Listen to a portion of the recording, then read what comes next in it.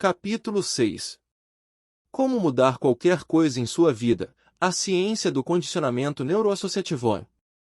O início de um hábito é como um fio invisível, mas, a cada vez que o repetimos, o ato reforça o fio, acrescenta-lhe outro filamento, até que se torna um enorme cabo e nos prende de forma irremediável no pensamento e ação.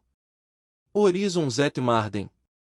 Se queremos mudar nosso comportamento, só há uma maneira eficaz de fazê-lo. Devemos vincular sensações insuportáveis e imediatas de dor a nosso antigo comportamento e sensações incríveis e imediatas de prazer ao novo.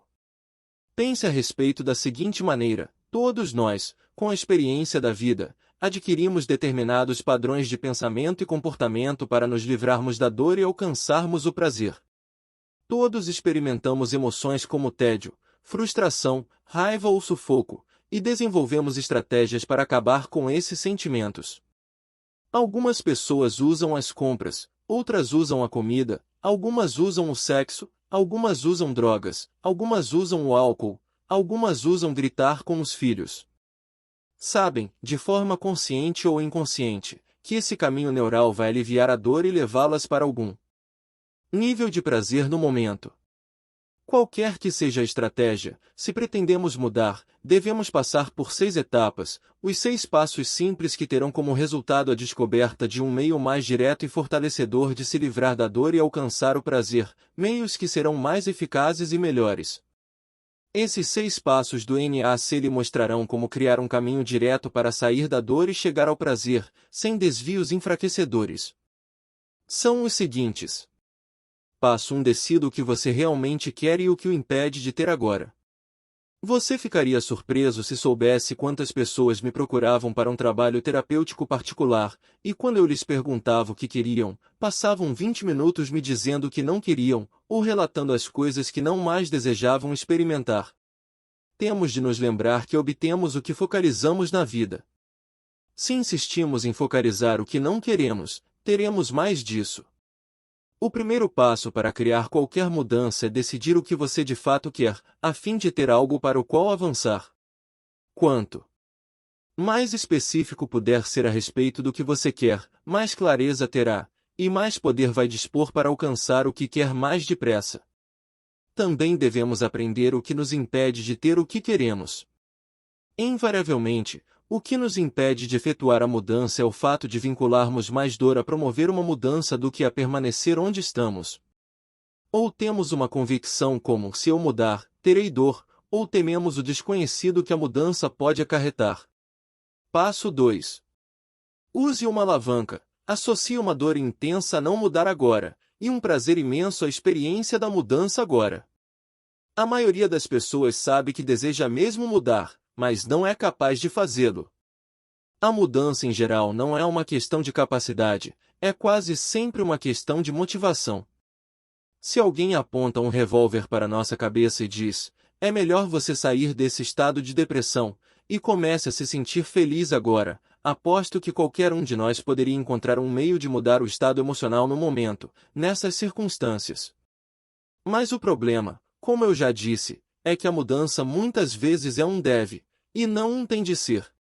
Ou é um tem de ser, só que para um dia desses. A única maneira de efetuar uma mudança agora é criar um senso de urgência tão intenso que somos compelidos a seguir em frente. Se queremos criar a mudança, temos de compreender que não se trata de uma questão se podemos fazê-lo, mas sim se o faremos. Se faremos ou não depende do nível de motivação, o que por sua vez depende dos poderes gêmeos que moldam nossa vida, a dor e o prazer.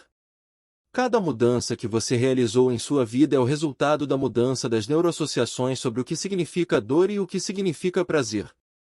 Com bastante frequência, porém, temos dificuldades para mudar porque temos emoções mistas sobre a mudança. Por um lado, queremos mudar. Não queremos adquirir câncer por fumar. Não queremos perder os relacionamentos pessoais por causa de nosso temperamento explosivo. Não queremos que nossos filhos se sintam rejeitados porque somos rigorosos demais com eles. Não queremos nos sentir deprimidos pelo resto de nossas vidas por causa de alguma coisa que aconteceu no passado.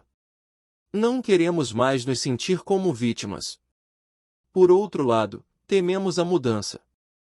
Especulamos. E se eu parar de fumar e morrer de câncer de qualquer maneira, depois de renunciar ao prazer que o cigarro me proporcionava? Ou, e se eu perder esse sentimento negativo em relação ao estupro, e me acontecer de novo? Temos emoções mistas, em que ligamos tanto a dor quanto o prazer à mudança, o que deixa o cérebro indeciso sobre o que fazer e nos impede de utilizar os plenos recursos de que dispomos para promover o tipo de mudanças que poderiam literalmente ocorrer de um momento para outro, se cada fibra de nosso ser estivesse empenhada. Como invertemos essa situação? Uma das coisas que faz praticamente qualquer pessoa dar uma virada é alcançar um limiar da dor. Significa experimentar dor num nível tão intenso que você sabe que tem de mudar agora, um ponto em que seu cérebro diz, já chega, não posso mais passar outro dia, nem sequer um momento, vivendo ou me sentindo assim. Você já experimentou isso num relacionamento pessoal, por exemplo? Persistia, era doloroso, não se sentia feliz, mas continuava mesmo assim. Por quê? Racionalizou que ia melhorar, sem fazer nada para que melhorasse. Se sentia tanta dor, por que não foi embora? Embora fosse infeliz, o medo do desconhecido era uma força motivadora ainda maior. É verdade, sou infeliz agora, você pode ter pensado, mas o que aconteceria se eu deixasse essa pessoa e nunca mais encontrasse outra? Pelo menos sei como lidar com a dor que sinto agora. É esse tipo de pensamento que impede as pessoas de efetuarem mudanças. Um dia, porém, a dor de permanecer no relacionamento negativo se tornou maior do que o medo do desconhecido, e assim você alcançou o limiar e promoveu a mudança. Talvez tenha feito a mesma coisa com seu corpo, quando finalmente decidiu que não poderia passar mais um dia sem tomar uma providência em relação a seu excesso de peso. É possível que a experiência que o levou a isso tenha sido o fracasso em conseguir espremer-se na seu jeans predileto, ou a sensação das coxas grossas roçando uma na outra ao subir uma escada. Ou apenas a visão das dobras de excesso de carne pendendo para o lado do corpo. A dieta especial. Uma mulher que compareceu a um seminário recente me contou a estratégia infalível que desenvolvera para se livrar dos quilos indesejáveis. Ela e uma amiga assumiram várias vezes o compromisso de emagrecer, mas sempre fracassavam no cumprimento da promessa. As duas acabaram chegando a um ponto em que emagrecer era imperativo. Baseadas no que lhes ensinei, precisavam de alguma alavanca para superar o impasse. Precisavam dar um jeito para que o não cumprimento da promessa fosse mais doloroso do que qualquer outra coisa que pudessem imaginar. Decidiram assumir o compromisso uma com a outra, e com um grupo de amigas, de que, se falhassem desta vez, cada uma teria de comer uma lata inteira de carne para cachorro. Para evitar qualquer anseio, essas duas mulheres de iniciativa contaram a todo mundo e mantinham as latas bem à vista, em todas as ocasiões, como um constante lembrete. Ela me contou que, quando sentiam pontadas de fome, pegavam a lata e liam o rótulo. Com pedaços de carne de cavalo entre os ingredientes, as duas logo descobriram que não era tão difícil assim cumprir a promessa. Alcançaram o objetivo sem problemas. Uma alavanca é um artifício que utilizamos para levantar ou deslocar uma tremenda carga, o que não poderíamos fazer de outra forma. A alavanca é absolutamente crucial para criar qualquer mudança, para você se libertar de fardos de comportamento como fumar, beber, comer demais, praguejar, ou de padrões emocionais, como depressão, preocupação, medo, sentir-se inadequado, pode escolher. A mudança exige mais do que apenas estabelecer o conhecimento de que você deve mudar. É o conhecimento ao nível emocional mais profundo e sensorial mais básico do que você tem de mudar. Se já tentou muitas vezes promover uma mudança e fracassou, isso significa apenas que o nível de dor por fracassar na mudança não é bastante intenso. Você não alcançou o limiar, a suprema alavanca. Quando eu fazia terapia particular, era imperativo que encontrasse o ponto de maior pressão de alavanca, a fim de ajudar as pessoas a efetuarem numa única sessão as mudanças que anos de terapia não haviam conseguido promover. Iniciava a cada sessão com a declaração de que não podia trabalhar com alguém que não estivesse disposto a mudar agora. Um dos motivos era o fato de que eu cobrava $3.000 por sessão, e não queria que as pessoas investissem seu dinheiro se não fossem capazes de obter os resultados que desejavam hoje, nesta única sessão. Muitas vezes, essas pessoas haviam voado de outras partes do país. A perspectiva de que eu os mandasse de volta sem cuidar do problema motivava os clientes a passarem pelo menos meia hora me convencendo de que estavam de fato empenhados, e fariam qualquer coisa para mudar agora. Com esse tipo de alavanca, criar a mudança tornava-se uma coisa lógica. Para parafrasear o filósofo Nietzsche, aquele que tem um porquê bastante forte pode suportar quase que qualquer como. Descobri que 20% de qualquer mudança é saber como, mas 80% é saber por quê. Se reunirmos um conjunto bastante forte de razões para mudar, podemos mudar em 1 minuto algo que levamos anos sem conseguir mudar. Dê-me uma alavanca bastante comprida e um ponto de apoio bastante forte, e sozinho moverei o mundo. Arquimedes.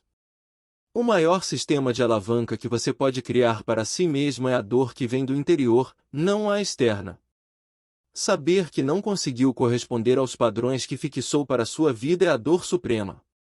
Se não conseguimos agir de acordo com a visão que temos de nós mesmos, se nossos comportamentos são incoerentes com nossos padrões, com a identidade que nos atribuímos, então o abismo entre as ações e o que somos nos leva a promover uma mudança.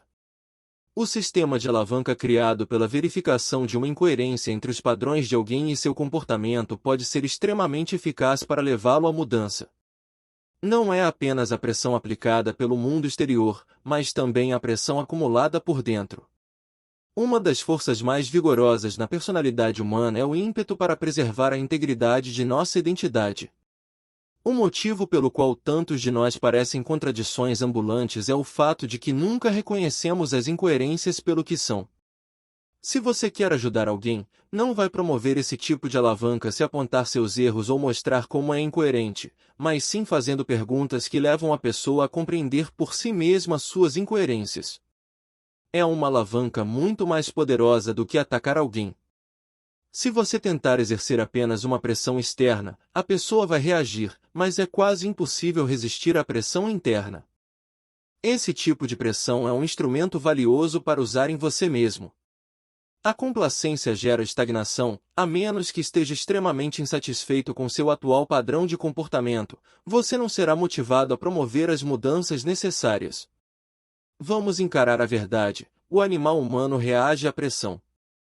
Então por que alguém não muda quando sente e sabe que deve mudar? É que as pessoas associam mais dor a promover a mudança do que a não mudar. Para mudar alguém, inclusive a nós mesmos, devemos simplesmente inverter isso, para que não mudar se torne doloroso demais, doloroso além do limite de tolerância, e a ideia de mudança seja atraente e agradável. Para obter a pressão de alavanca genuína, faça a si mesmo perguntas que induzem a dor. O quanto vai me custar se eu não mudar? A maioria das pessoas permanece ocupada demais a avaliar o preço da mudança. Mas qual é o preço de não mudar? Em última análise, o que faltará em minha vida se eu não efetuar a mudança? O quanto já me custa, em termos mentais, emocionais, físicos, financeiros, espirituais? Faça com que a dor de não mudar lhe pareça tão real, intensa e imediata que não poderá adiar a ação por mais tempo. Se isso não criar bastante força de alavanca, então focalize como isso afeta as pessoas que você ama, seus filhos, parentes, amigos. Muitas pessoas fazem mais pelos outros do que por si mesmas. Assim, projete com os detalhes mais nítidos como seu fracasso em mudar terá um impacto negativo sobre as pessoas que lhe são mais caras. O segundo passo é usar as perguntas de associação de prazer para ajudá-lo a vincular essas sensações positivas à ideia de mudança. Se eu mudar, como isso fará com que me sinta em relação a mim mesmo? Que tipo de impulso poderia criar se mudasse isso em minha vida? Que outras coisas poderia realizar se efetuasse essa mudança hoje? Como minha família e meus amigos vão se sentir? O quanto serei mais feliz agora? A chave é obter muitas razões, ou melhor ainda, razões bastante fortes, para que a mudança ocorra imediatamente, não em um dia qualquer do futuro. Se você não se sentir compelido a promover a mudança agora, então não terá uma autêntica alavanca. Agora que você já vinculou a dor por não mudar seu sistema nervoso, e o prazer por efetuar a mudança, é impelido a criar uma mudança, e pode passar para o terceiro passo do NAC. Passo 3. Interrompa o padrão limitador. A fim de nos sentirmos sistematicamente de uma determinada maneira, desenvolvemos padrões característicos de pensamento, focalizando as mesmas imagens e ideias, formulando para nós as mesmas perguntas. O problema é que a maioria das pessoas deseja um resultado, mas continua a agir da mesma maneira. Ouvi uma ocasião que a definição de insanidade é fazer sempre as mesmas coisas, e esperar um resultado diferente. Por favor, não me entenda mal. Não há nada de errado em você, não precisa ser consertado.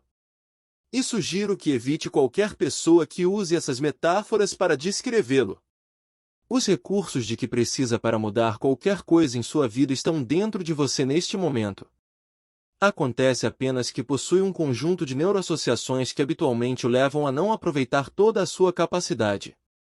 O que você deve fazer é reorganizar seus caminhos neurais, a fim de que o guiem de uma forma sistemática na direção de seus desejos, em vez de suas frustrações e medos. A fim de obter novos resultados em nossa vida, não basta apenas saber o que queremos e ter uma alavanca apropriada. Podemos estar muito motivados à mudança, mas se continuamos a fazer as mesmas coisas, a manter os mesmos padrões impróprios, nossa vida não vai mudar, e só experimentaremos mais e mais dor e frustração. Já reparou numa mosca aprisionada numa sala? Procura de imediato pela claridade, por isso voa para a janela, bate contra o vidro muitas e muitas vezes, até por horas a fio. Já notou que as pessoas também fazem isso? Estão motivadas para a mudança, e têm uma alavanca poderosa. Mas nem toda a motivação do mundo será capaz de ajudar se você tentar escapar por meio de uma janela fechada. Tem de mudar seu curso. A mosca só tem uma chance se recuar e procurar por outra saída. Se mantivermos o mesmo padrão antigo, obteremos os mesmos resultados antigos. Os discos criam sempre os mesmos sons por causa de seu padrão, o sulco contínuo em que os sons foram codificados. Mas o que aconteceria se um dia eu pegasse seu disco e usasse uma agulha para arranhá-lo de um lado para outro, dezenas de vezes? Se eu fizer isso com bastante força, haverá um ponto em que o padrão será interrompido tão fundo que o disco nunca mais tocará da mesma forma. Assim também a simples interrupção do padrão de comportamento ou emoção limitadores de alguém pode mudar completamente sua vida, porque às vezes também cria uma força de alavanca, e só com esses 2 passos se pode mudar quase tudo. Os passos adicionais do NAC são apenas um meio de fazer com que as mudanças durem, e lhe permitir desenvolver novas opções, agradáveis e fortalecedoras. Criei um curioso padrão de interrupção, em um dos meus seminários de 3 dias de Poder Ilimitado TM, Poder Sem Limites TM, em Chicago. Um homem alegou que queria se livrar do seu hábito de comer chocolate, mas ficou patente para mim que ele recebia muito prazer de sua identidade como um viciado em chocolate. Até usava uma camisa com a frase "Eu quero um mundo, mas me contentarei comendo chocolate". Era uma prova incontestável de que aquele homem, embora pudesse ter o desejo de parar de comer chocolate, também tinha muito ganho secundário para manter o hábito. Às vezes as pessoas querem criar mudança, porque um comportamento ou padrão emocional lhes cria dor. Mas podem também extrair um benefício da própria coisa que tentam mudar. Se uma pessoa fica doente, por exemplo, e de repente todos a envolvem, dispensando a maior atenção, pode descobrir que a doença não cura tão depressa quanto deveria. Ao mesmo tempo em que deseja superar a dor, pode também querer, inconscientemente, mais do prazer de saber que os outros se importam. Você pode fazer tudo direito, mas se o ganho secundário for muito forte, vai se descobrir voltando aos meios antigos. Alguém com um ganho secundário tem emoções mistas sobre a mudança. Diz que quer mudar, mas com frequência acredita subconscientemente que manter o antigo comportamento ou padrão emocional lhe proporciona algo que não poderia obter de outra forma. Assim, não se mostra disposto a renunciar à depressão, embora isso seja doloroso. Por quê? Porque a depressão atrai atenção, por exemplo. A pessoa não quer se sentir deprimida, mas quer desesperadamente atrair atenção. Ao final, a necessidade de atenção prevalece, e ela permanece deprimida. A necessidade de atenção é apenas uma forma de ganho secundário. A fim de resolver isso, temos de oferecer à pessoa uma alavanca bastante poderosa para que promova a mudança, mas também devemos indicar um novo caminho para atender às suas necessidades. Tenho certeza de que aquele homem sabia, em algum nível, que precisava se livrar do hábito de comer chocolate, mas também tenho certeza de que ele sabia que podia usar essa oportunidade para atrair atenção. Sempre que há um ganho secundário envolvido, é preciso aumentar a pressão da alavanca, por isso, concluí que um padrão de interrupção intenso criaria o impulso necessário, e lhe disse. Declara que está disposto a renunciar ao chocolate. Isso é ótimo.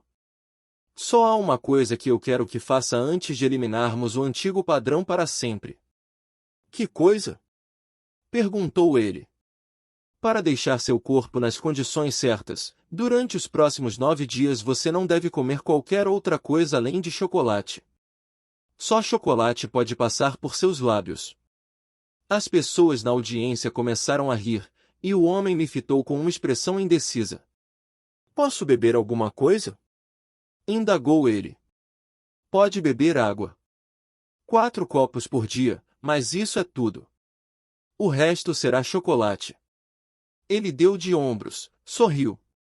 Muito bem, Tony, se é isso que você quer. Posso fazer isso sem mudar. E vou detestar fazê-lo bancar o tolo. Limitei-me a sorrir, e continuei com o seminário. Vocês deviam ter visto o que aconteceu em seguida. Como que por magia, dezenas de barras de chocolate e bombom surgiram dos bolsos, pastas e bolsas das pessoas, e foram entregues a ele. No intervalo para o almoço, ele estava inundado por todo o chocolate que havia naquele auditório. Encontrou-se comigo no saguão. Obrigado, Tony. Disse ele, enquanto abria uma barra de chocolate e a metia na boca. Isso vai ser maravilhoso. O homem estava determinado a me vencer. Só que não percebia que não era comigo que estava competindo, mas consigo mesmo. Eu apenas recrutava seu corpo como um aliado para obter a alavanca necessária e romper seu padrão. Você sabe até que ponto o açúcar deixa uma pessoa com sede? Ao final do dia, a garganta do homem estava ressequida, e ele perderá a paixão por chocolate, enquanto as pessoas continuavam a lhe oferecer mais e mais barras e bombons. No segundo dia, ele já perderá o senso de humor, mas ainda não se mostrava disposto a ceder. Insisti para que comesse mais um pouco de chocolate, ele desembrulhou uma barra, fitando-me com uma expressão furiosa. Na terceira manhã, ao entrar no auditório, ele parecia um homem que passará a noite inteira em suplício. Como foi o desjejum? Indaguei. Não muito bom, admitiu ele, no maior desânimo. Coma mais um pouco. Ele pegou outra barra de chocolate que alguém sentado atrás lhe estendeu, mas não a abriu, nem sequer olhou. Qual é o problema? Não aguenta mais? O homem acenou com a cabeça, e eu insisti. Ora, coma mais um pouco. Afinal, chocolate não é a melhor coisa do mundo? Que tal um chocolate crocante? Ou uma caixa de bombons com nozes? Não pode sentir o gosto? Não sente a boca aguada? Quanto mais eu falava, mais verde ele se tornava. Vamos, pode comer. Ele acabou explodindo. Você não pode me obrigar. A audiência desatou a rir, enquanto o homem percebia o que dissera. Muito bem, jogue o chocolate fora, e sente-se. Mais tarde, ajudei-o a selecionar alternativas fortalecedoras ao chocolate, abrindo-lhe novos e mais fortalecedores caminhos para o prazer, que não exigiam que consumisse algo que ele sabia que não era bom para seu organismo. Aprofundei o trabalho, condicionando as novas associações e ajudando-o a substituir o vício antigo por uma variedade de comportamentos saudáveis, respiração de poder, exercícios, alimentos ricos em água, combinações de alimentos apropriados, e assim por diante. Descubra mais sobre esses princípios em meu seminário de Saúde Viva, ou leia Poder Sem Limites, capítulo 10, Energia, o combustível da excelência. Eu criará uma alavanca para esse homem? Pode apostar que sim. Se você pode causar dor ao corpo de alguém, isso é uma alavanca inegável. A pessoa faz qualquer coisa para se livrar da dor e alcançar o prazer. Ao mesmo tempo, conseguir romper seu padrão. Todos os outros tentavam fazer com que ele parasse de comer chocolate. Eu exigi que ele comesse. Era algo que ele nunca esperara, e foi uma tremenda interrupção em seu padrão. O homem passou a vincular sensações tão dolorosas à ideia de comer chocolate que um novo caminho neural surgiu de um momento para outro, e o curso do bombom anterior foi destruído além de qualquer possibilidade de reconhecimento. Quando eu conduzia terapias particulares, as pessoas me procuravam, sentavam em meu consultório e começavam a me contar qual era o seu problema. Diziam, meu problema é, e depois desatavam a chorar, perdendo o controle. Assim que isso acontecia, eu me levantava e gritava com licença. As pessoas tinham um sobressalto, e eu acrescentava. Ainda nem começamos. Em geral respondiam, desculpe. No instante seguinte, mudavam o estado emocional, recuperavam o controle. Era puro histerismo. Aquelas pessoas que achavam que não tinham controle sobre suas vidas demonstravam logo que já sabiam exatamente como mudar o que sentiam. Uma das melhores maneiras de interromper o padrão de alguém é fazer coisas que a pessoa não espera, coisas que são radicalmente diferentes de tudo que já experimentaram antes. Pense em alguns meios de interromper seus próprios padrões. Tire um momento para pensar em alguns dos meios mais agradáveis e vigorosos para interromper um padrão de se sentir frustrado, preocupado ou sufocado. Na próxima vez em que começar a se sentir deprimido, levante-se de um pulo, olhe para o céu, e grite no seu tom mais idiota, aleluia! Meus pés não estão fedendo hoje. Uma ação tola como essa vai desviar sua atenção, mudar seu estado, e com certeza alterar o estado de todos ao seu redor, quando as pessoas perceberem que você não está mais deprimido, apenas enlouqueceu. Se você come demais, numa base regular, e quer parar, eu lhe darei uma técnica que vai funcionar, sem a menor sombra de dúvida, se estiver disposto a se empenhar. Na próxima vez em que se descobrir comendo demais num restaurante, levante-se de um pulo, recue 2 ou 3 passos, aponte para sua cadeira, e grite o mais alto que puder, porco. Garanto que se fizer isso 3 ou 4 vezes, à vista de uma porção de pessoas, nunca mais vai comer demais. Passará a vincular uma dor intensa a esse comportamento. Basta se lembrar de uma coisa: quanto mais clamorosa for sua maneira de romper um padrão, mais eficaz será. Uma das distinções fundamentais para se interromper um padrão é a necessidade de fazê-lo no momento em que o padrão se torna recorrente. Interrupções de padrões nos acontecem todos os dias. Quando você diz, acabei de perder a sequência de pensamento, está indicando que algo ou alguém interrompeu seu padrão de concentração. Alguma vez já esteve profundamente absorvido numa conversa com um amigo, alguém interrompeu-o por um momento, e depois você retomou o diálogo especulando, onde é mesmo que estávamos? Claro que isso já lhe aconteceu, e é um exemplo clássico de interrupção de padrão. Basta se lembrar que, se queremos criar uma mudança, e aprendemos no passado a obter prazer de um curso indireto, que inclui uma série de consequências negativas, precisamos romper esse padrão. Precisamos desmontá-lo além do reconhecimento, encontrar um novo padrão, esse é o passo seguinte, e condicioná-lo várias vezes, até que se torne um enfoque consistente. Como romper padrões limitadores de sentimento e ação? Com frequência é verdade que interromper um padrão muitas vezes pode mudar praticamente qualquer pessoa. Uma maneira simples de romper um padrão é distorcer as sensações que vinculamos às nossas memórias. A única razão para ficarmos transtornados é o fato de representarmos as coisas em nossas mentes de uma determinada maneira. Por exemplo, se seu chefe grita com você e mentalmente reconstitui a experiência pelo resto do dia, imaginando-o a gritar de novo, muitas e muitas vezes, vai se sentir cada vez pior. Por que permitir que a experiência continue a afetá-lo? Por que não pegar o registro em sua mente e riscá-lo tantas vezes que não mais será capaz de experimentar aqueles sentimentos? Talvez até você possa fazer com que isso se torne divertido. Experimente isso agora, fazendo o seguinte: pense numa situação que o faz se sentir triste, frustrado ou furioso. Agora, faça os 2 primeiros passos do NAC, que já analisamos. Se você se sente mal agora por causa da situação, como gostaria de ser capaz de se sentir? Por que quer se sentir assim? São as sensações que vinculou a essa situação que o impedem de se sentir como deseja. Não seria maravilhoso se pudesse se sentir bem? Agora, aplique em si mesmo alguma pressão de alavanca. Se não mudar como se sente em relação à situação, como continuará a se sentir? Muito mal, posso apostar. Quer pagar esse preço e carregar sempre essas sensações negativas em relação à pessoa ou situação? Se pudesse mudar agora, não se sentiria melhor?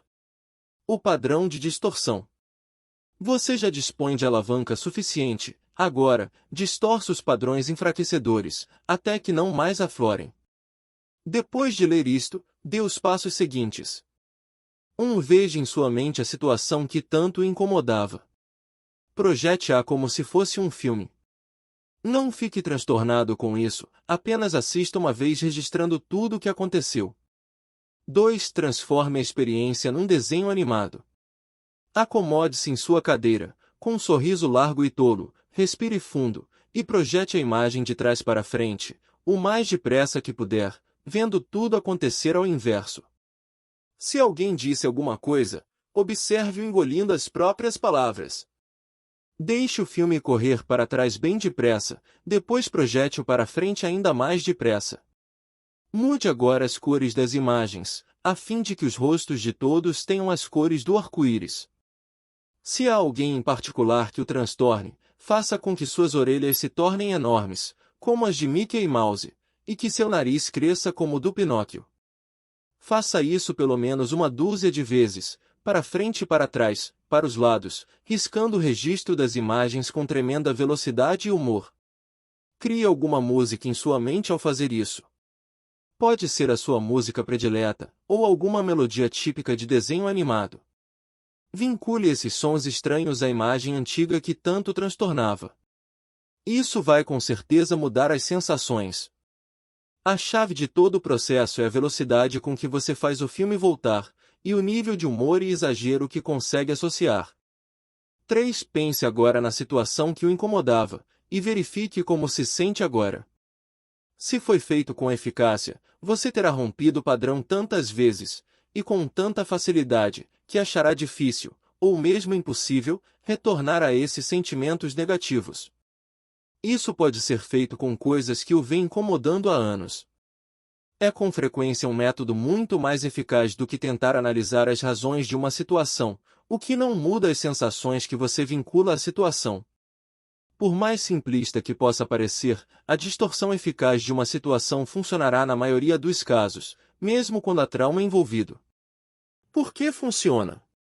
Porque todos os nossos sentimentos estão baseados nas imagens que focalizamos na mente e em sons e sensações que vinculamos a essas imagens específicas. À medida que mudamos as imagens e sons, mudamos como sentimos. Efetuando-se esse condicionamento várias vezes, fica difícil voltar ao padrão antigo. Uma maneira de romper o padrão é simplesmente parar de fazer uma coisa. Se você deixa de manter um padrão, o caminho neural se dissipará pouco a pouco. Depois que uma conexão neural é estabelecida, o cérebro sempre terá um caminho aberto, mas este torna-se mais ou menos obstruído se não for usado. Como qualquer outra coisa, se você não usar, começa a perder. Agora que você já rompeu o padrão que o continha, tem o espaço aberto para. Passo 4. Crie uma alternativa fortalecedora. Este quarto passo é absolutamente essencial para se consolidar a mudança a longo prazo. Na verdade, o fracasso da maioria das pessoas em encontrar um caminho alternativo para sair da dor e assumir os sentimentos de prazer é causa principal para que suas tentativas de mudança sejam apenas temporárias. Muitas pessoas chegam ao ponto em que têm de mudar, em que a mudança é imperativa, porque vinculam muita dor ao padrão antigo e muito prazer à ideia de mudar. Até interrompem seus padrões. Depois disso, no entanto, nada tem para substituir o padrão antigo. Lembre-se de que todos os seus padrões neurológicos são projetados para ajudá-lo a se livrar da dor e alcançar o prazer. Esses padrões são bem estabelecidos, podem ter efeitos colaterais negativos, mas se você aprendeu que um hábito pode livrá-lo da dor, voltará a assumi-lo, repetidas vezes, se não encontrou um meio melhor de obter os sentimentos que deseja. Se você seguiu cada um dos passos descritos, tem uma noção clara do que queria e do que o impedia de alcançar o objetivo, dispõe de uma alavanca para si mesmo, interrompeu o padrão, e agora precisa preencher a lacuna com um novo conjunto de opções, que lhe proporcionarão os mesmos sentimentos agradáveis, sem os efeitos colaterais negativos. A partir do momento em que deixa de fumar, você deve ter um novo meio, ou vários novos meios, de substituir os benefícios, quaisquer que fossem, que costumava obter do antigo comportamento. Os benefícios dos antigos sentimentos ou comportamentos devem ser preservados pelos novos comportamentos ou sentimentos, ao mesmo tempo em que se eliminam os efeitos colaterais. Pelo que você pode substituir a preocupação? Que tal a ação intensa num plano para alcançar seus objetivos? A depressão pode ser substituída pelo foco em como ajudar outras pessoas necessitadas. Se você não sabe direito como se livrar da dor e sentir prazer como um substituto ao fumo, bebida, preocupação, ou outra emoção ou comportamento negativo, pode encontrar as respostas seguindo o exemplo de pessoas que mudaram sua situação. Procure pessoas que efetuaram mudanças permanentes. Garanto que vai descobrir que elas tiveram uma alternativa para substituir o comportamento antigo. Um bom exemplo disso é o meu amigo Fran Tarkenton. Quando Fran e eu começamos a fazer os meus programas de poder pessoal na televisão, ele tinha um hábito que me surpreendeu. Era viciado em mascar tabaco. Eu estava numa reunião com Fran, e de repente ele virava a cabeça e cuspia.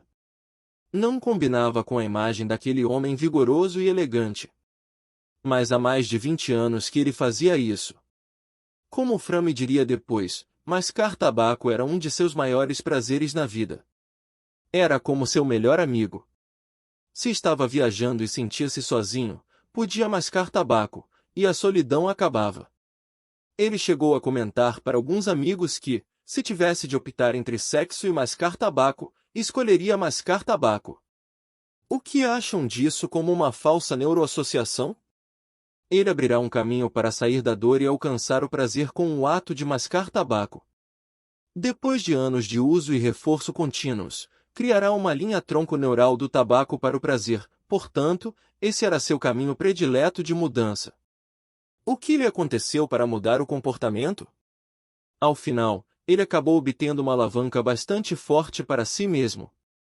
Um dia, com uma pequena ajuda de um amigo, Fran começou a perceber que mascar tabaco era uma tremenda incongruência com a qualidade do homem que se tornará. Representava uma falta de controle sobre sua vida, e como o comando da vida é um dos valores mais altos para Fran, esse era um padrão que não podia deixar de romper. Era doloroso demais se encontrar nessa posição. Começou a orientar o foco da mente para a possibilidade de câncer na boca. Imaginou isso com extrema nitidez, até que foi se afastando da ideia de mascar tabaco. O gosto passou a repugná-lo. As imagens ajudaram a criar uma alavanca para si mesmo e interromperam o padrão que ele usava antes, vinculando o prazer ao uso de tabaco. O passo seguinte mais importante foi a descoberta de novos meios de obter prazer muito mais eficazes do que o tabaco. Ele se empenhou no trabalho como nunca antes e começou a produzir resultados que tornaram a sua empresa, a Knowledge, numa das mais bem-sucedidas companhias de software de Wall Street. Com um vigor ainda maior, agora que precisava de uma nova companhia, decidiu atrair uma pessoa real, e encontrou a mulher de seus sonhos. Aprendeu a obter do relacionamento todos os tipos de emoções e sentimentos que nunca fora capaz de obter de qualquer outra fonte. Muitas vezes, se apenas rompemos os padrões antigos, o cérebro procura por um padrão substituto para nos proporcionar os sentimentos que desejamos. É por isso que as pessoas que rompem o padrão de fumar podem às vezes engordar.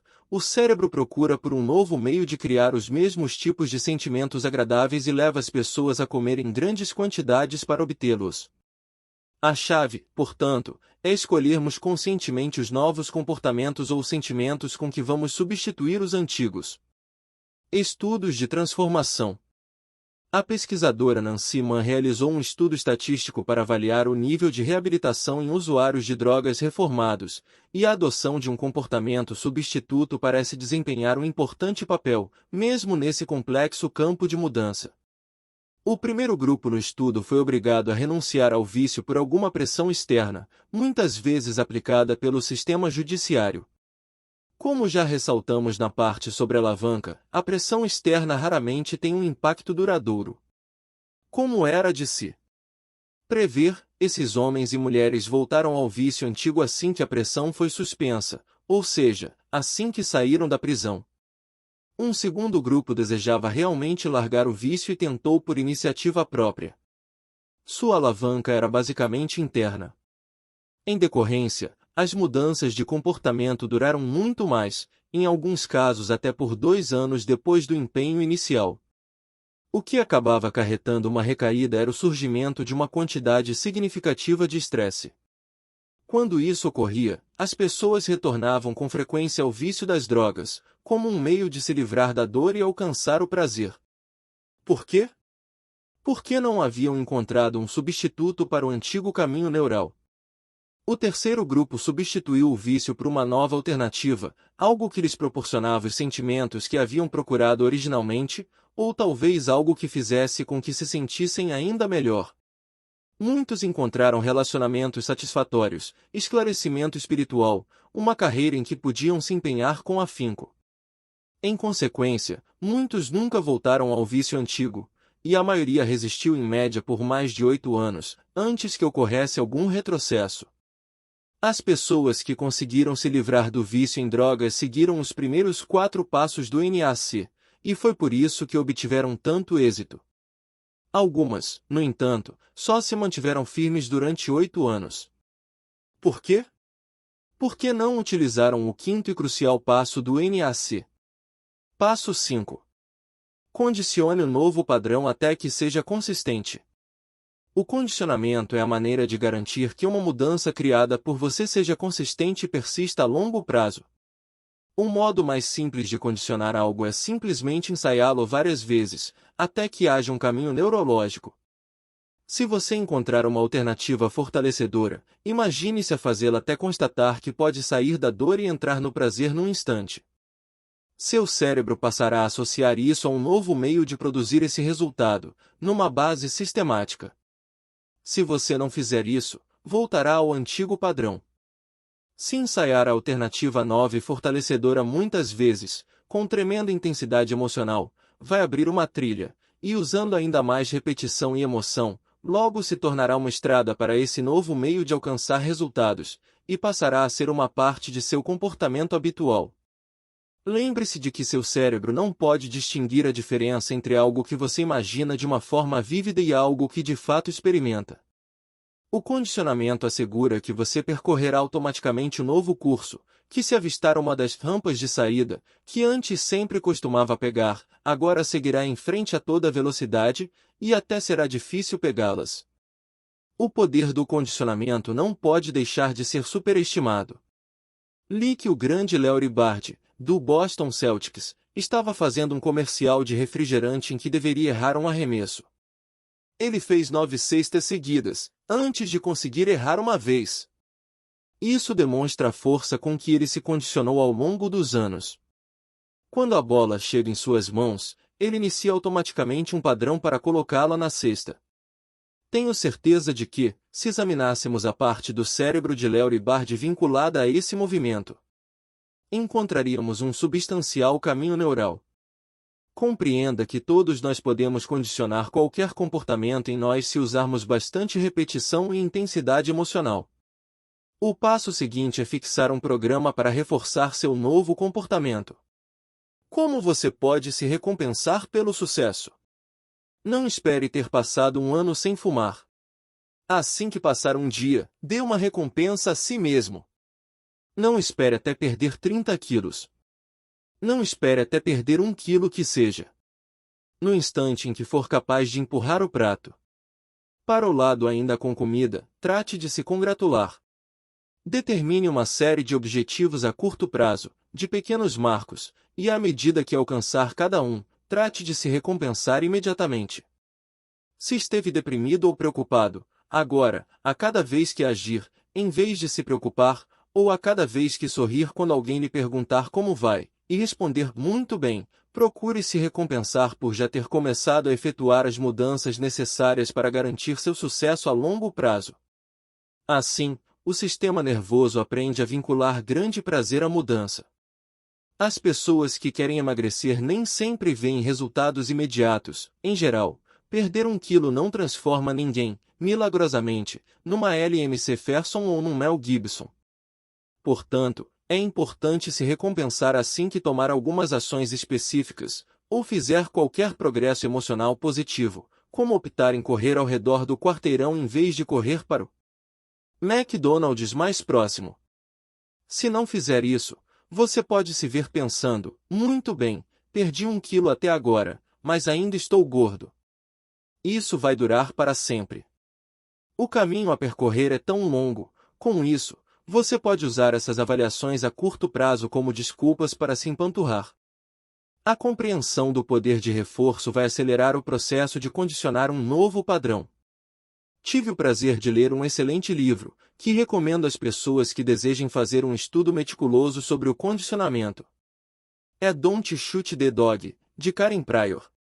O livro apresenta algumas distinções simples sobre a modificação do comportamento animal que se comparam com as minhas próprias distinções, adquiridas ao longo de anos, sobre a moldagem do comportamento humano.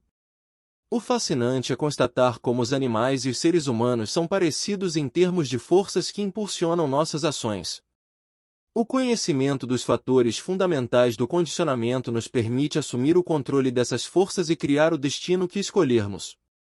Podemos viver como animais, manipulados pelas circunstâncias e pelas pessoas que nos cercam, ou podemos aprender com essas leis, usando-as para aproveitar ao máximo todo o nosso potencial.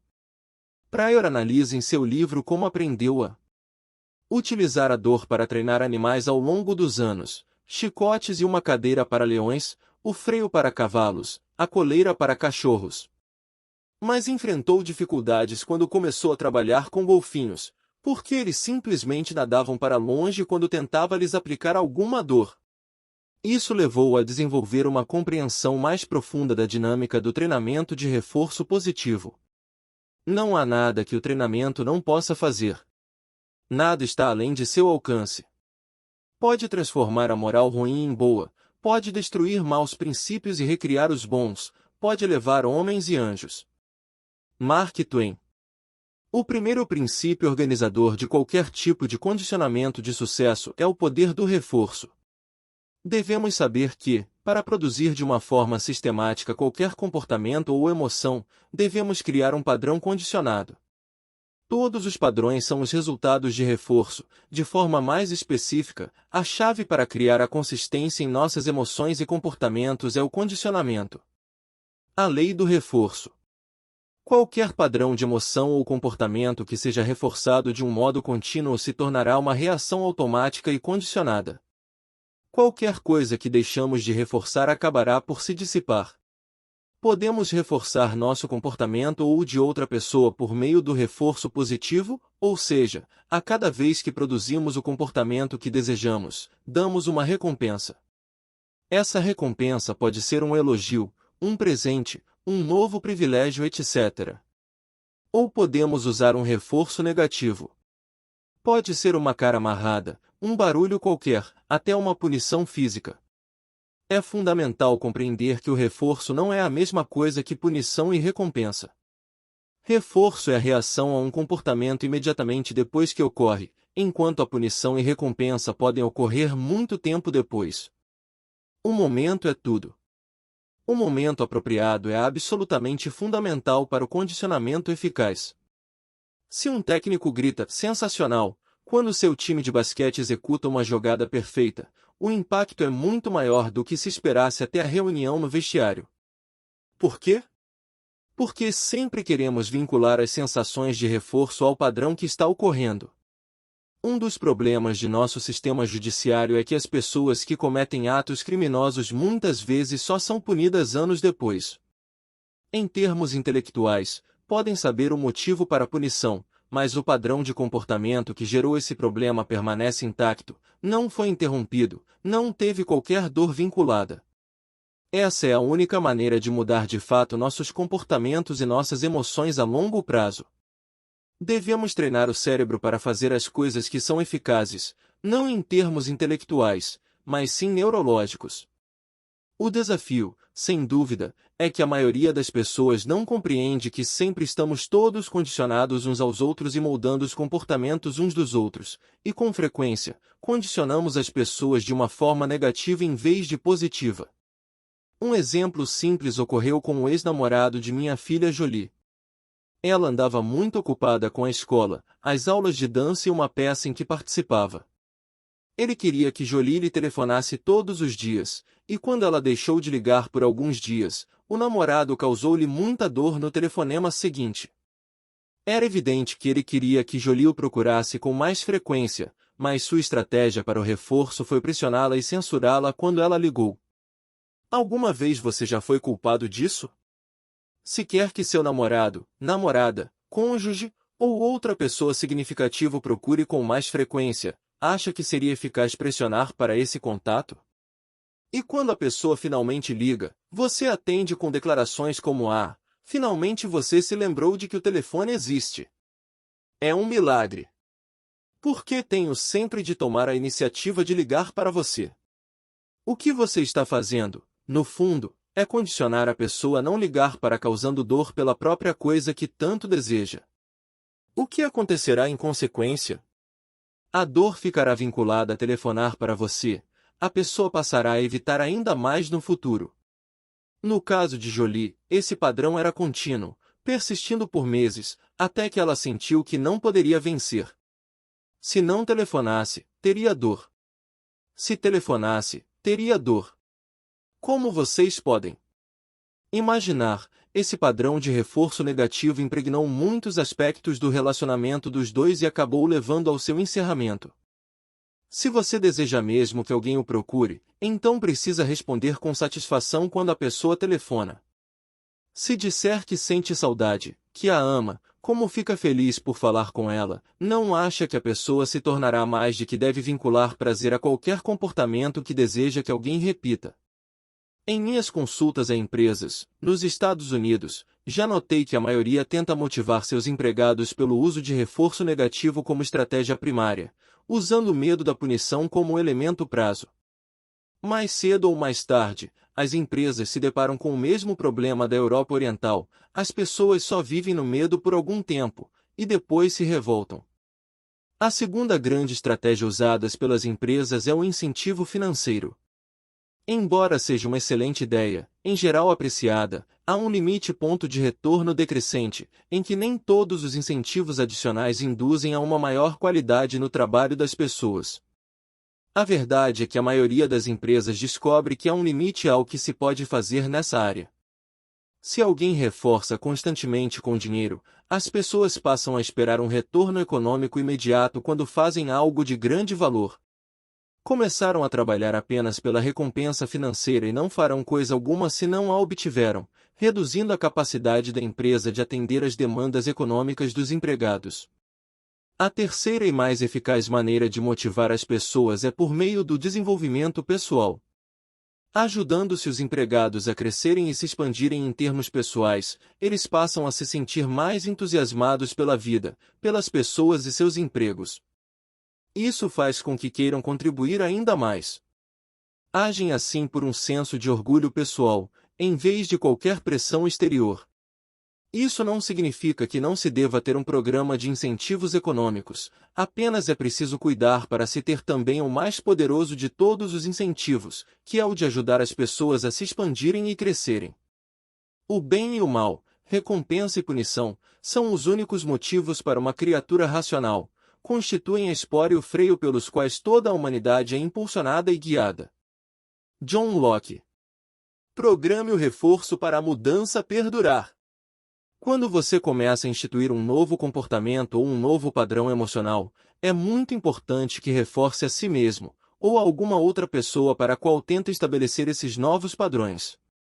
No início, sempre que efetuar o comportamento desejado, por exemplo, empurrar para longe um prato ainda com comida, você precisa oferecer um reconhecimento a si mesmo, um reforço agradável de um tipo que possa apreciar e desfrutar. Mas se reforçar o comportamento em cada ocasião subsequente, as recompensas acabarão por não ter mais efeito, deixarão de ser apreciadas.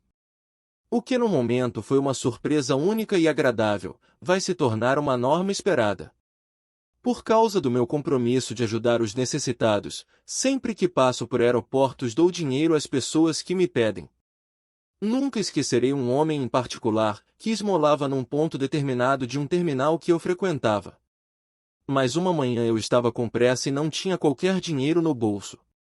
Ao passar por ele, sorri e disse: "Olá! Lamento muito, mas hoje estou sem dinheiro." Ele ficou furioso. Por que eu deixará de lhe dar uma coisa que outrora se sentia emocionado ao receber? Devemos lembrar que o elemento de surpresa agradável é uma das experiências mais apreciáveis que um ser humano pode ter. É muito mais importante do que a maioria das pessoas percebe. É o próprio motivo pelo qual, se você quer que um comportamento perdure a longo prazo, é fundamental que compreenda e utilize o que é conhecido como um programa variável de retorno. Deixe-me dar um exemplo simples, o do treinamento de golfinhos. No começo, para ensinar um golfinho a saltar, os treinadores esperam que salte por sua própria iniciativa. Pegam o animal fazendo a coisa, e o recompensam com um peixe. Fazendo-se isso cada vez que o golfinho salta por conta, ganhará um peixe se saltar. Essa associação de prazer a um comportamento desejado permite que o treinador condicione o golfinho a saltar várias vezes. Depois de algum tempo, porém, o treinador só dará o peixe se o golfinho saltar mais alto.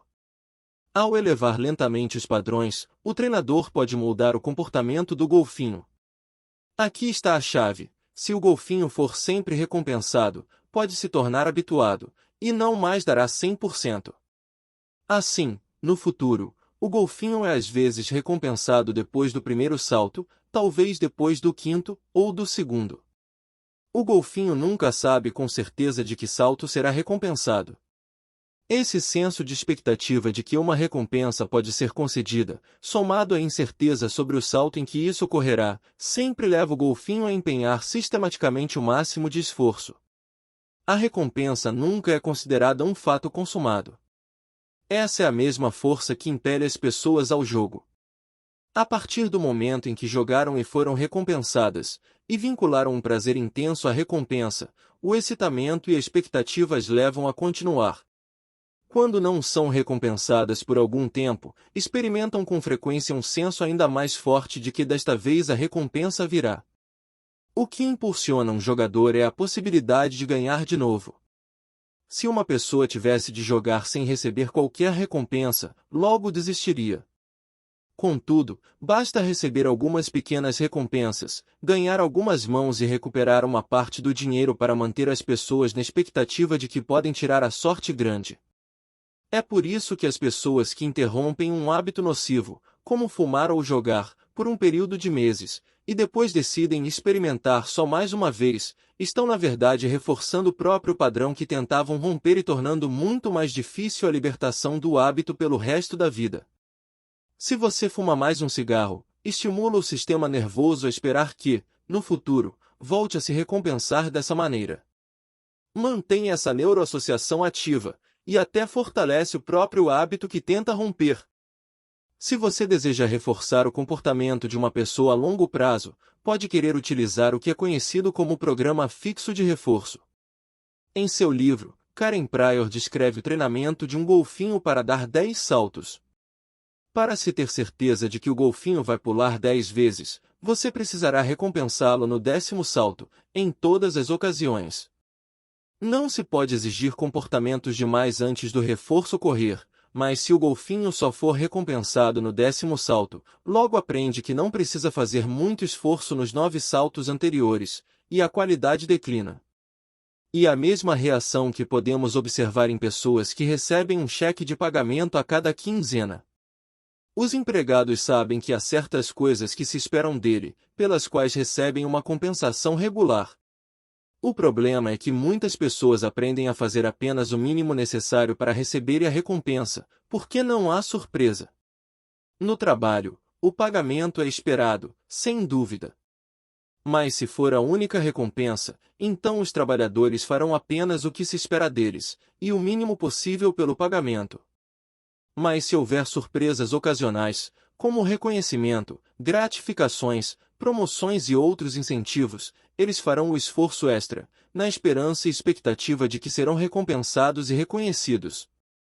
Lembre-se de que essas surpresas não devem ser previsíveis, ou se tornam ineficazes. Consideradas como certas, a expectativa é que impulsionará o comportamento. Varie as recompensas, e obterá melhores resultados ao efetuar a mudança em si mesmo, ou em qualquer pessoa sob a sua supervisão. Há um terceiro instrumento para o reforço que também pode ser usado, é conhecido como jackpot, o prêmio acumulado, ou grande prêmio. Um jackpot pode ajudá-lo a ampliar o reforço. Se, por exemplo, você dá de vez em quando a um golfinho não apenas um peixe, mas 3 ou 4, por seu comportamento, isso leva a esperar ainda mais, cria a expectativa de que em troca do esforço extra pode haver uma enorme recompensa. Com o golfinho a sempre se empenhar ao máximo. Os seres humanos reagem de forma similar. Nas empresas, com frequência, quando as pessoas recebem recompensas muito maiores do que esperavam, isso pode criar uma grande motivação para continuarem a prestar grandes serviços no futuro, na expectativa de receberem uma recompensa ainda maior. O mesmo princípio pode funcionar como mágica com seus filhos. Crie um salto inicial. O princípio do jackpot pode também ser usado com alguém que não está motivado a produzir quaisquer resultados. Mais uma vez, se os treinadores têm um golfinho que parece não conseguir motivar, podem às vezes lhe dar uma dúzia de peixes, mesmo que o animal não tenha feito nada para merecer. O prazer que isso cria pode ser suficiente para romper o antigo padrão do golfinho, levando-o a tamanho estado de prazer que depois se mostrará disposto a ser treinado. Os seres humanos também são assim. Se alguém que parece não ter feito nada certo recebe de repente uma recompensa, apenas assumir novos níveis e tipos de comportamento e desempenho. A coisa mais importante para se lembrar sobre o condicionamento, no entanto, é reforçar o comportamento desejado imediatamente. No instante em que você se descobrir a reagir com jovialidade ao que antes costumava irritá-lo, trate de se reforçar. Faça-o de novo, e crie ainda mais prazer. Ria bastante. Lembre-se de que cada vez que você cria uma sensação emocional forte, seja positiva ou negativa, está criando uma conexão em seu sistema nervoso. Se repetir esse padrão muitas vezes, visualizando a mesma imagem que o faz se sentir forte, ou o faz rir, descobrirá que é mais fácil ser forte ou rir no futuro. O padrão ficará consolidado. No instante em que você, ou qualquer outra pessoa que queira reforçar, fizer algo certo, crie uma recompensa imediata. Reforce sistematicamente com o tipo de recompensa que você, ou a outra pessoa, mais deseja. Dê a si mesmo a recompensa emocional de tocar sua música predileta, sorrir, ou se ver alcançando seus objetivos. O condicionamento é fundamental. É assim que produzimos resultados consistentes. Mais uma vez, lembre-se de que qualquer padrão de comportamento emocional que for reforçado ou recompensado, numa base sistemática se tornará condicionado e automático. Qualquer padrão que deixamos de reforçar acabará por se dissipar. Agora que você já deu os 5 primeiros passos, vamos passar para o passo final. Passo 6. Experimente. Vamos revisar o que você realizou. Determinou um novo padrão de emoção ou o comportamento que deseja, providenciou uma alavanca pessoal para a mudança, interrompeu o padrão antigo, descobriu uma nova alternativa, e se condicionou até se tornar consistente. O único passo que resta é experimentá-lo para ter certeza de que vai funcionar no futuro. Uma das maneiras de se fazer isso, ensinada na programação neurolinguística, é a sondagem do futuro. Isso significa que você deve imaginar a situação que costumava frustrá-lo, por exemplo, e verificar se de fato ainda causa alguma frustração ou se já foi substituída por seu novo padrão de se sentir fascinado. Se normalmente você ainda tem o impulso de fumar cada vez que se sente aflito, imagine-se numa situação angustiante, e verifique se em vez do desejo de fumar sente o impulso de ler, correr, ou qualquer nova alternativa a que se condicionou. Imaginando os mesmos estímulos que costumavam desencadear sua antiga emoção ou comportamento, e constatando com certeza que sua nova alternativa fortalecedora é automática, você saberá que esse novo padrão funcionará no futuro. Além disso, você deve testar a ecologia da mudança que acabou de efetuar. A palavra ecologia implica no estudo das consequências. Qual será o impacto dessas mudanças que você efetuou em si mesmo nas pessoas ao redor? Elas vão apoiar suas iniciativas e seus relacionamentos pessoais? Certifique-se de que esse novo padrão será apropriado, baseado em seu atual estilo de vida, convicções e valores. Apresento a seguir uma lista de conferências simples, que você pode usar para se ajudar a ter certeza de que seu novo padrão de sucesso vai durar e é apropriado. A verificação ecológica. 1. Certifique-se de que a dor está plenamente associada ao antigo padrão. Quando você pensa em seu antigo comportamento ou sentimento, imagina e sente coisas que agora são dolorosas, em vez de agradáveis. 2. Certifique-se de que o prazer está plenamente associado ao novo padrão. Quando você pensa em seu novo comportamento ou sentimento, imagina e sente coisas que agora são agradáveis, em vez de dolorosas. 3. Alinhe-se com seus valores, convicções e regras.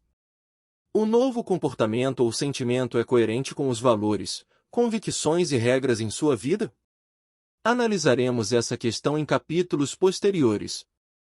4. Certifique-se de que os benefícios do antigo padrão foram mantidos.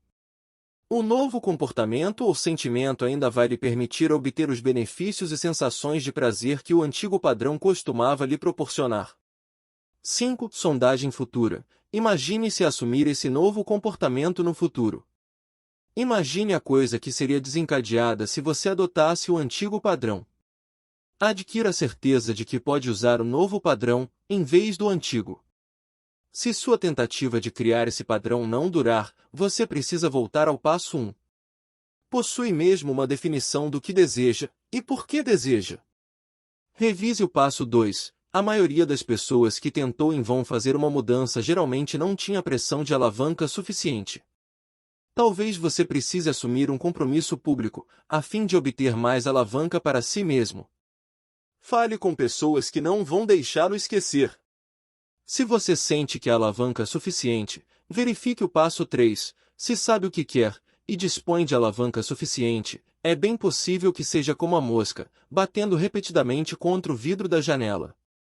Fez as mesmas coisas muitas e muitas vezes, com mais e mais intensidade, mas não mudou seu enfoque. Você tem de interromper seu padrão. Se sente que todos esses passos estão certos, passe para o passo 4. Se seus esforços ainda não produziram uma mudança, é evidente que está omitindo esse passo. Encontre uma nova alternativa fortalecedora para sair da dor e entrar no prazer, tão poderosa e conveniente quanto seu antigo enfoque. Tudo isso significa que você tem agora uma oportunidade de explorar a possibilidade de ser um pouco mais criativo. Procure um modelo, alguém que conseguiu eliminar esse hábito ou conjunto de emoções negativas que você quer mudar. Se começou a efetuar uma mudança, mas depois não continuou, é óbvio que não reforçou o padrão com prazer suficiente. Use o passo 5, o condicionamento. Utilize tanto o programa variável quanto fixo de reforço para garantir a permanência de seu novo padrão fortalecedor.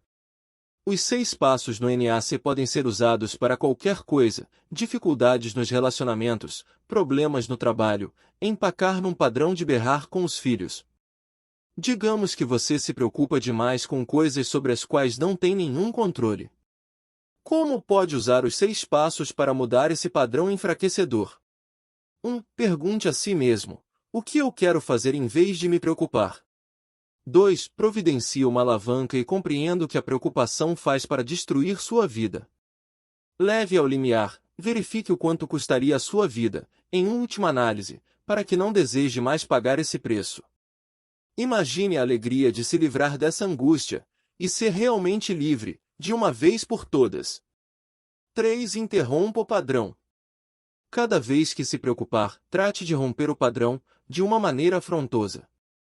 Enfie o dedo no nariz, arrote, ou grite bem alto que linda manhã. 4. Crie uma alternativa fortalecedora. O que fará em vez de se preocupar? Pegue sua agenda e escreva um programa do que pode fazer de imediato. Talvez deva sair para correr um pouco, e durante esse exercício, poderá pensar em novas soluções. 5. Condicione o novo padrão. Imagine e ensaie de uma forma vívida esse novo padrão, com tremenda intensidade emocional e repetição, até que o novo pensamento, comportamento ou padrão emocional se torne automático. Reforce com o primeiro passo. Imagine-se alcançar o êxito, muitas e muitas vezes. Ver os resultados com antecedência pode lhe proporcionar o prazer que deseja. Use a repetição e a intensidade emocional para condicionar o novo padrão, até que seja consistente. 6. Verifique se funciona. Pense na situação que costumava preocupá-lo, e observe se já não o preocupa mais. Você pode usar esses 6 passos do NAC até para negociar um contrato. 1. O primeiro passo é fixar as bases. Defina o que quer, e o que impediu-o de conseguir. O que a outra parte quer? Quais os benefícios para ambos? Como saber que tem um bom contrato? 2. Crie uma alavanca, levando a outra pessoa a vincular dor a não fechar o negócio, e prazer a realizá-lo. 3. Interrompa o padrão de qualquer convicção ou ideia que esteja impedindo a consumação do negócio. 4. Crie uma alternativa em que nenhum dos dois pensou antes, e que atenderá às necessidades de ambos. 5. Reforce essa alternativa com um reforço constante do seu prazer e impacto positivo. 6. Verifique se será favorável a todos, uma situação em que todos ganham. Se assim for, negocie uma conclusão bem-sucedida. Os mesmos princípios podem ser usados para levar as crianças a arrumarem seus quartos, melhorar a qualidade do casamento, estimular o nível de qualidade de sua empresa, obter mais satisfação do trabalho e tornar seu país um lugar melhor para viver. Diga-se de passagem, às vezes os filhos usam os mesmos 6 passos conosco, numa forma abreviada.